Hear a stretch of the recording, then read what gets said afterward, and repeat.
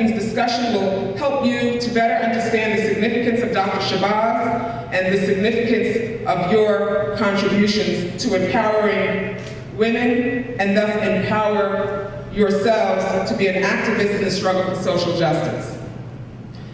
And so I'm especially pleased that we're here this evening to share in her legacy. And as we honor Dr. Shabazz and celebrate all leaders in the cause of empowerment, and as we remember oppressed women everywhere, please join me in a round of applause for Dr. Shabazz, for our esteemed panelists, who you will meet, Sister Aisha al-Adawiya, Dr. Howard Dodson, Sister Safiya Bandele, Steve Clark, and Donna Michelle Anderson. Some people know her as DMA. And for each of you and your renewed commitment to the struggle for justice.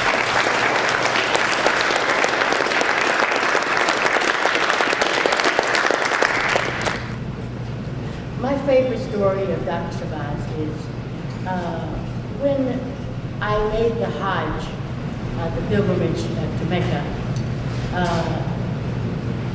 I had told Dr. Shabazz that I was going to be making the Hajj. And in the process of that conversation leading up to my departure for Saudi Arabia, was some weeks in advance. And in the process of having a discussion, I said to her that I was preparing my will, and you have to understand that to perform the Hajj, it's an arduous ritual, and it's a hardship, it's not a vacation. So we were preparing our will in the event that something happened and I wouldn't return. So Dr. Shabazz, usually when she would come by my apartment, we would sit in her car for hours and talk. But this time she got out of the car and she came inside the apartment. She sat down, I made tea for her, and she pulled out of her pocket a wad of money. And she said to me, "This is just for you.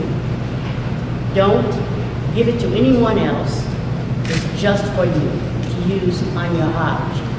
And I remembered that when I was there, because on the Hajj, many people come with their last penny. And many people don't return. So it's very hard to deny people when they ask for help on the Hajj. So one of the things that I did with my husband's assistance, this necklace is a replica of the Kaaba, which is a very sacred building as part of the Hajj ritual. And I bought one of these for her, and I bought one of them for me. And when we came back from Hajj, we had a usual routine of going to one of her favorite restaurants, an Afghan restaurant, where she could have fish kebabs and rice and salad. So that's where we took her. And in the process of our having dinner, we showed her the gifts that we had brought back for her. And one of them was a beautiful embroidered scarf, and the other was this necklace. And when she saw the necklace, those who knew Dr. Shabazz, was a very strong, powerful woman. But when she saw the necklace, she just wept. She dissolved into tears, because she reminded us that Hajjah, for whom the Hajj is named, the woman that everybody now in the world does this Hajj ritual in her honor. And I'm just going to interrupt and say that in the Bible, she's known as Hagar. And she was the daughter of an Egyptian pharaoh, black. She was the wife of Prophet Abraham. Some difficult stories there. But the point of this story is that because the story of Hajjah is that she was taken to this place in Saudi Arabia, and she was left there with her child. And Dr. Shabazz related very powerfully to that story, having been left with her children to raise on her own. So this meant something to her that was very powerful just by looking at it. It brought her to tears. So that's probably my most favorite story. We had so much fun together at Medgar Evers College. She came in '73, I came in '77. So this is my 33rd year at Medgar. And for most of that time with Dr. Shabazz, I would see her, if not every day, every other day. My colleagues, Fontaine Davis and Alan Singleton, all of us loved her. And as I would say in my Southern vernacular to her so often, girl, you crazy, because she had a tremendously witty, wicked sense of humor. But she was also very committed to women. Our college is predominantly women, it's non-traditional. 75% of the student enrollment, women, significant number of single parents. And when Dr. Betty, as we called her, wanted me to do something and I was with the students, she would barge in. I said, Dr. Betty, I'm with this student.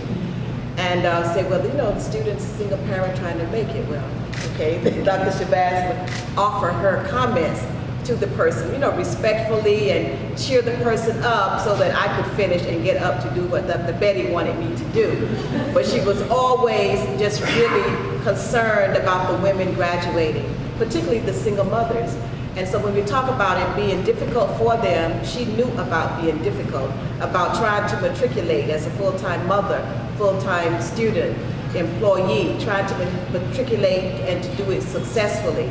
So at the college, she would always help. If I needed a speaker to talk to the women, she would come and do that, always willing to share of herself. But she was really into globalization. And I remember I wrote many speeches for her. She would say, Safiya, I gotta speak here or whatever, I need something. I said, what do you need, what's the thing? Well, make up something. Okay, I'll make up something. And then fax it to me. Where are you gonna be? Well, I don't know. Well, if my fax isn't working, well, go to Kinko's. Wait a minute, it's 2 o'clock in the morning. So we had that kind of relationship. She was committed to the global village, women in particular, but all people around the world. And so my just wonderful sense of Betty. And it's interesting, Medgar Evers College, of course, named after Medgar Wiley Evers, and his bust is in our college.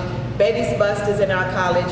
His picture is all around, her picture is all around. We had the Betty Shabazz Distinguished Chair that was held by Dr. Andre McLaughlin. So her presence in social justice, her presence is still very, very much felt at Medgar Evers College.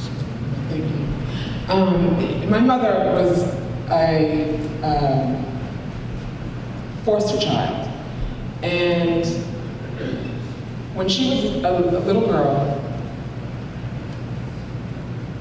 she stayed in Georgia until her aunt, who was taking care of her, passed away. And then she went to Detroit where her biological mother was.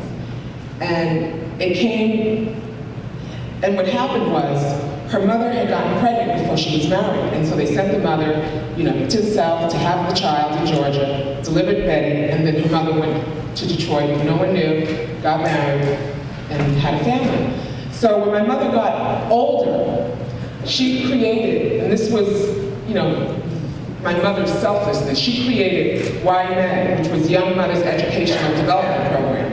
And that was so that young girls who got pregnant in high school would not be sent south to have a child and then not finish their education, but that they could stay and go to this program and get their education. And she created the daycare council there. They would have their children taken care of, but she wanted to ensure that everyone had an opportunity for quality education. So that really speaks yards to self-determination, education.